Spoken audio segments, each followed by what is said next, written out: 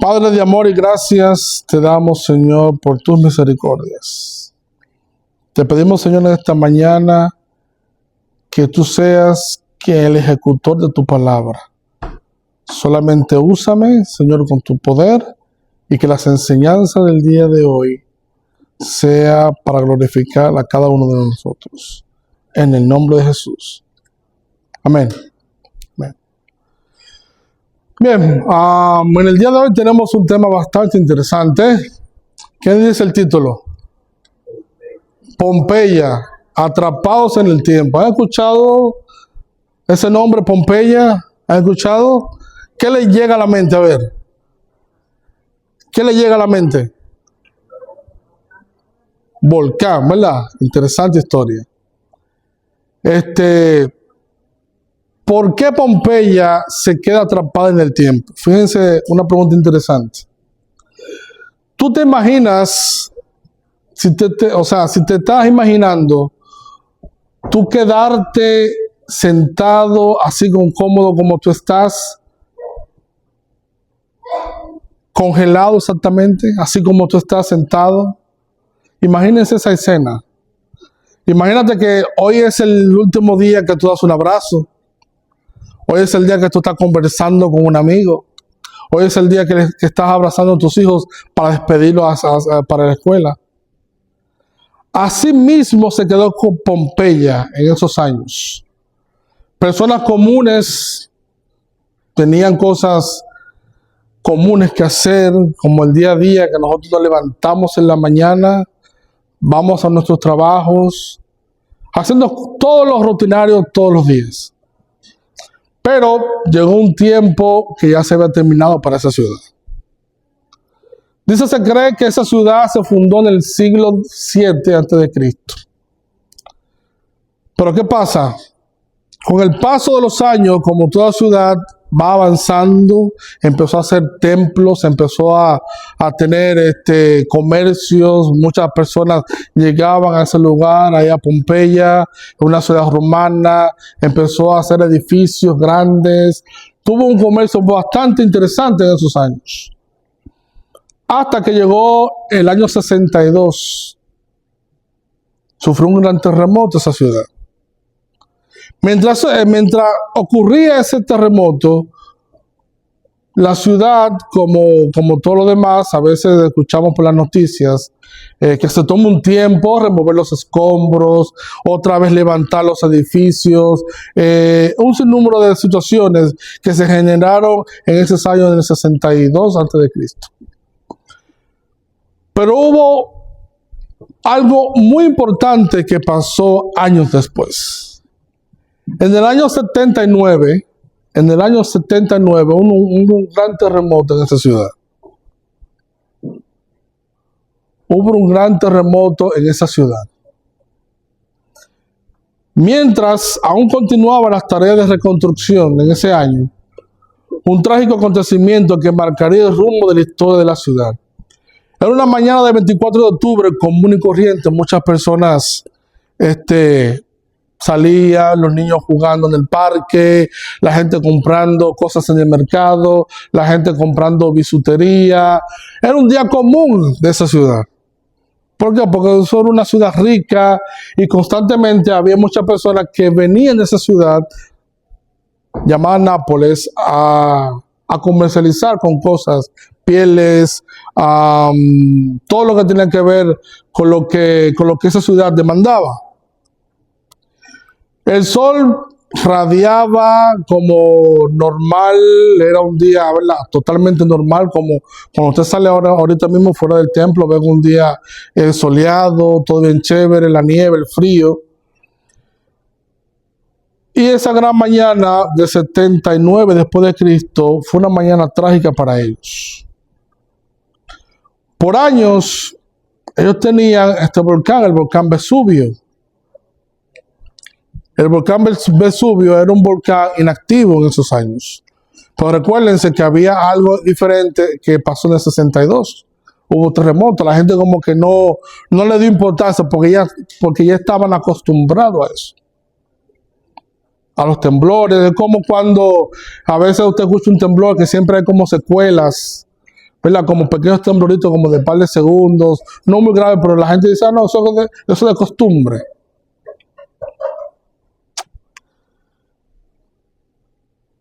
Y muchas de esas personas no se alarmaron, no se asustaron. Luego el cielo empezó a oscurecerse, hermano. Ahí como ustedes ven más o menos la imagen. El cielo empezó a oscurecerse. Eran cenizas, porque ya el volcán había dado su erupción. Y empezó a oscurecerse rápidamente esa ciudad. La gente empezó de una vez a buscar sus pertenencias, a abrazar a sus hijos, a poner el perrito en una esquina, ahí amarrado, todo bien, hasta que la ceniza cubrió totalmente la ciudad.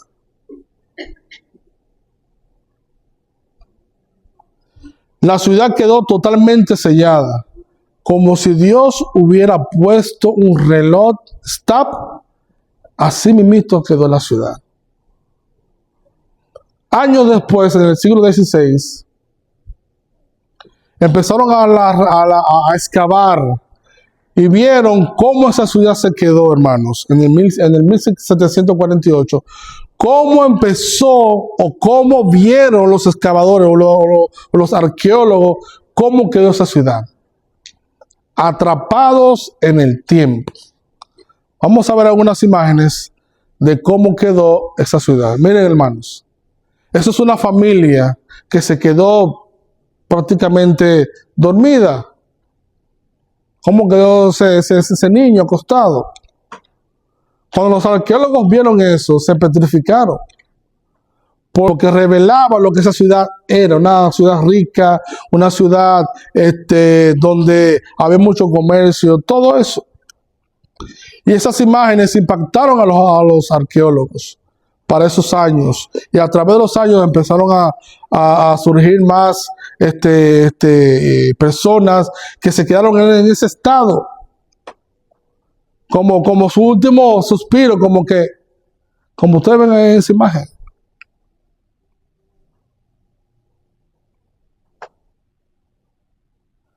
Allí esa pareja parece ser que se quedó dormida porque una de las cosas que impacta a esa ciudad fue la forma que quedaron. No fue que se escondieron, se quedaron exactamente en la posición que estaban.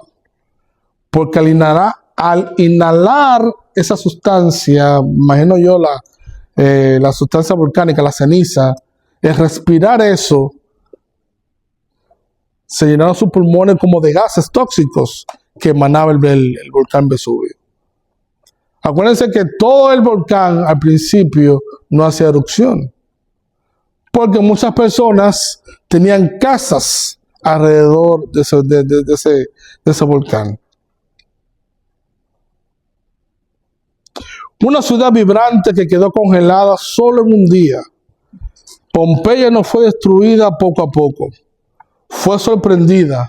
La gente estaba cocinando, haciendo negocios, celebrando, y en cuestiones de horas el Vesubio selló su destino.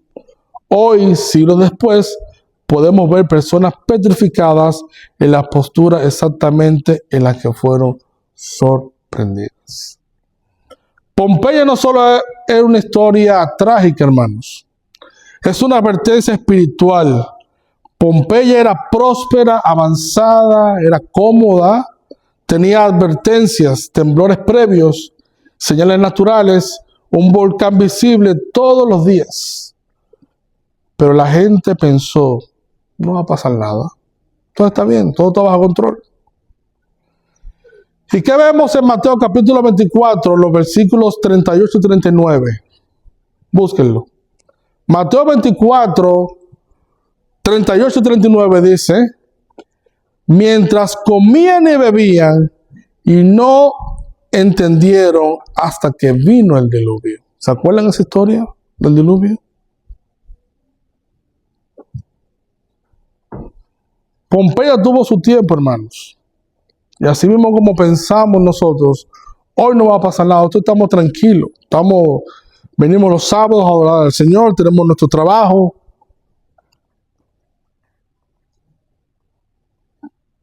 tenemos todo bajo control. Yo decía esta mañana que es muy bueno confiar en Cristo cuando todo está bien. Así era que se titulaba la lección de esta mañana, de esta semana. Todo está bien hasta que perdemos un familiar cercano a nosotros. Todo está bien hasta que no perdemos nuestro trabajo. Todo está bien hasta que no nos atañe una enfermedad terminal. Todo eso está bien. Pero debemos recordar una cosa. Dios es el amigo que se queda. Termina la frase, los que vinieron esta mañana, cuando todo se va. Y el diluvio no fue la excepción. Ahí vemos lo que pasó en Sodoma y Gomorra, Génesis capítulo 19. Hubo qué cosa, una advertencia antes. Y la destrucción del templo en Mateo capítulo 23, versículo 37, cuando Jesús lloró. Amós 3:7 nos dice, no hará nada Jehová sin revelar sus secretos a sus siervos. En Pompeya muchos murieron aferrados a sus ídolos, aferrados a sus joyas, regresando, cargando de riquezas, regresando por lo que no podían salvar. ¿Se acuerdan de la mujer de Lot? ¿Se acuerdan de la mujer de Lot? ¿Dónde estaba su corazón? Allá, en Sodoma.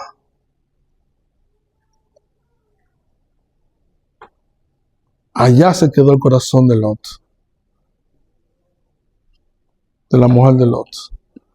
Y dice Mateo capítulo 6, versículo 21, dice, donde está vuestro tesoro, allí estará, ¿qué cosa? Vuestro corazón. Y la pregunta que le hago a la iglesia es, ¿cuál sería lo último que intentaría salvar si el tiempo tuyo se acabaría hoy? ¿Qué tú intentarías salvar si tu tiempo se terminara hoy? ¿La casa? ¿El carro? ¿Dinero en el banco? ¿Tu perrito? Pompeya, hermanos, son una miniatura profética de lo que el mundo va a experimentar antes del regreso de Jesús. Y en 1 de Tesalonicenses nos dice, el día del Señor vendrá como ladrón en la noche, no durmamos. Asimismo, como esta ciudad estaba confiada de que no iba a pasar nada, de que venía temblores leves en esa ciudad, ellos seguían su rutina diariamente. Trabajaban, se casaban. No es malo. No es malo. Lo que es malo es dormir cuando sabemos que hay algo grande que va a acontecer. La gente está deseosa por saber qué va a ocurrir en los próximos años. La gente está deseosa, ¿qué va a pasar con mi vida si yo no entrego mi vida a Cristo? ¿Estaré yo en el cielo con mi familia o me quedaré aquí? ¿Qué está pasando con nosotros, hermanos? No podemos simplemente venir cada culto a sentarnos sabiendo que hay cosas que hacer. Ya el hermano Manuel dijo que hay un reto que hay que hacer. Hay un reto que hay que hacer. ¿Qué estamos nosotros haciendo para que Cristo more en nosotros de una forma de tal manera que no importa las cosas que vengan alrededor, las dificultades? Como yo decía esta mañana, La historia de Pedro caminando por las aguas nos deja una gran enseñanza, hermanos. Usted la sabe. ¿Qué le pasó a Pedro cuando dejó de mirar a Cristo? ¿Qué le pasó? Se hundió. ¿Por qué se hundió? ¿Por qué se hundió? Porque dejó de mirar ¿a quién? A Cristo, Jesús. No importa que no tenga trabajo, no importa que no tenga dinero para la renta, no importa que no tenga dinero para el carro. Si siempre nos mantenemos nuestra vida puesta en Jesús, todo obrará a bien. Pero es muy fácil, Hansi, tú dirías, cuando tengo una enfermedad terminal. Es muy fácil cuando no tengo trabajo. Es muy fácil cuando yo estoy abundante en este país, tengo buenos carros, casas, y mi familia en mi país de origen está pasando la mil y una, como decimos popularmente. Que también tenemos que ayudarle también económicamente, no es fácil. No es fácil. Por lo tanto, Pompeya se convierte en una miniatura profética antes de que regrese Cristo. Y una de las advertencias que tenemos que darle al mundo hoy día es hablar del mensaje de los 3 ángeles de Apocalipsis 14. Si cuando ustedes ven, por ejemplo, ese sello que está ahí, simbolizando los 3 ángeles, la llama de la predicación, nos damos cuenta que ese es nuestro mensaje, del cual muchos pioneros murieron por ese mensaje. Por lo tanto, es una advertencia final que Dios da a este mundo. Había un hombre que vivía tranquilo, sin problemas en su hogar. Un día el cartero tocó la puerta y le dejó una carta debajo en su buzón, ahí. La carta decía urgente. El hombre, como tenía muchas ocupaciones, cosas que hacer, la familia, siempre la dejaba ahí al lado de la mesa, todos los días. Que mañana, que la voy a abrir mañana, que la voy a abrir después. Cuando me acueste la voy a abrir. Y siempre tenía una excusa para no abrir la carta. Una mañana alguien tocó a su puerta. Era un funcionario del gobierno. Y que le dijo con voz firme, le dijo: señor, vinimos porque usted no respondió a la notificación que le dejamos en su puerta hace algunas semanas. La persona confundida dice: yo no vi ninguna notificación. Y se acordó: ¿verdad? La carta. El hombre sacó la carta, la abrió apresuradamente y leyó el contenido por primera vez, que decía era una advertencia, por eso es urgente. Su casa estaba construida sobre un terreno inestable, por lo tanto tenía que desalojar su casa inmediatamente. Los expertos habían detectado que había algo en esa propiedad, pero tenían que actuar antes de que muchas personas en ese lugar donde vivían hubiese quedado una catástrofe o un tipo de hundimiento. El problema no fue la falta de información de esa persona. El problema es que no leyó la carta. Y a veces nosotros pensamos: Dios nos envía una carta. ¿Cuál es esa carta? ¿Cuál es esa carta? La palabra de Dios. Es donde nos dice que tú y yo tenemos algo que hacer antes de irnos con Él. Hay requisitos. Desde Génesis hasta Apocalipsis, vemos los sacrificios que muchos hombres y mujeres dieron su vida para que hoy tú y yo estuviéramos hoy sentados adorando a Cristo. Sin mencionar a aquellas personas de la Edad Media como Juan Hus, Juan Calvino, Martín Lutero, entre otros.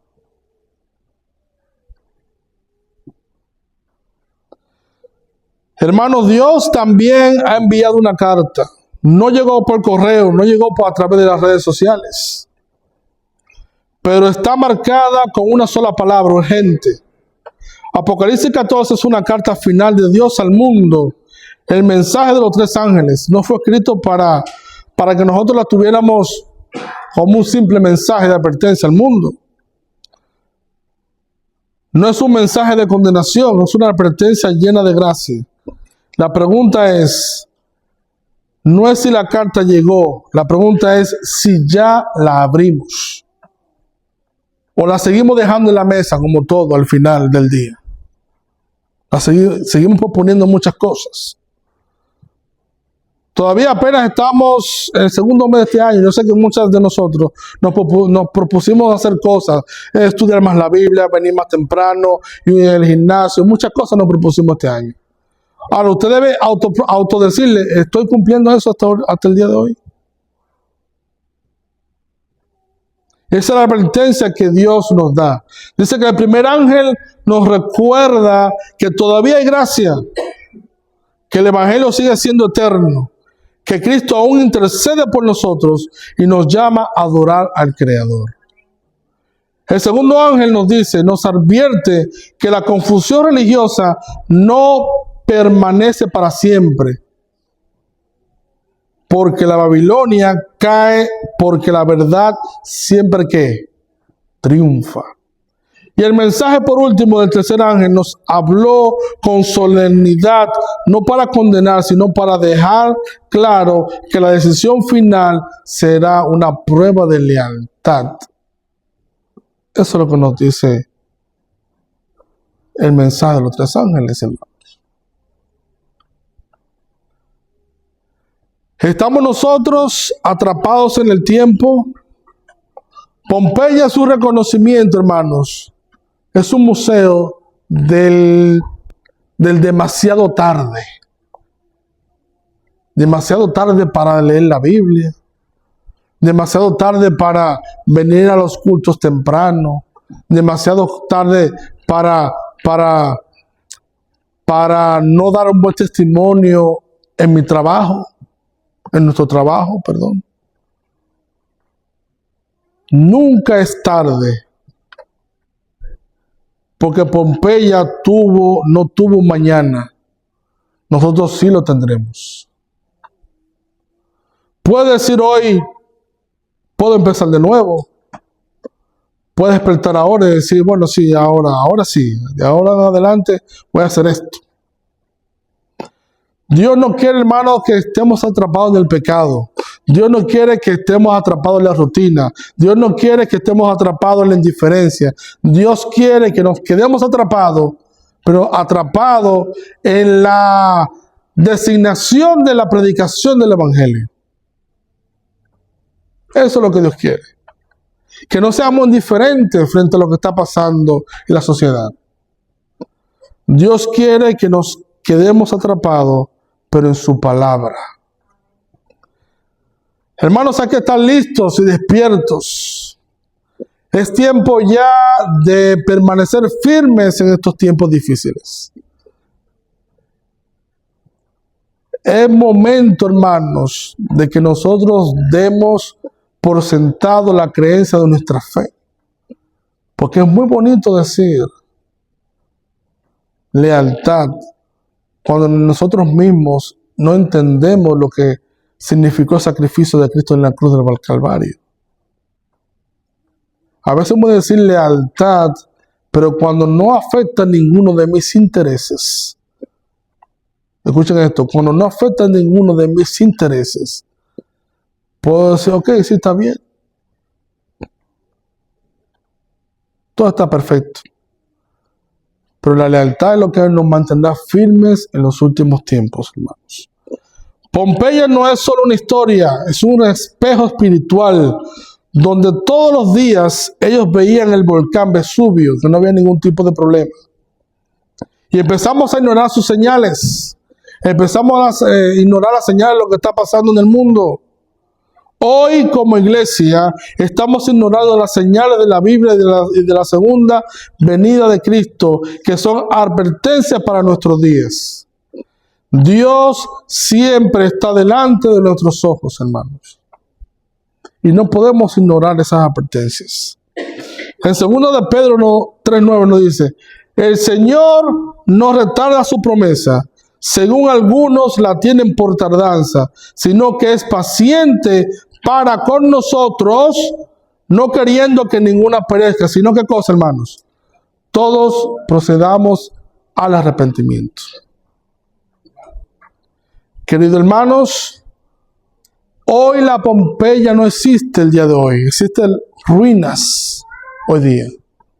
Pero lo que existe es una Pompeya espiritual que nos dice a ti y a mí cuál es nuestro deber como cristianos hoy día.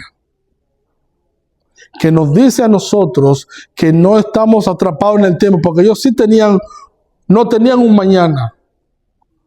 Porque así mismo como los acontecimientos fueron rápidos, así mismo verán. A veces pensamos que Dios está tan distante a nosotros. Está tan distante la ley dominical. Está tan distante muchas cosas. Que nos estamos ignorando la palabra urgencia en nuestras vidas.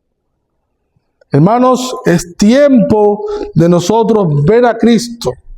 Ese es el único estandarte que nos dice a nosotros cómo estamos en nuestra vida.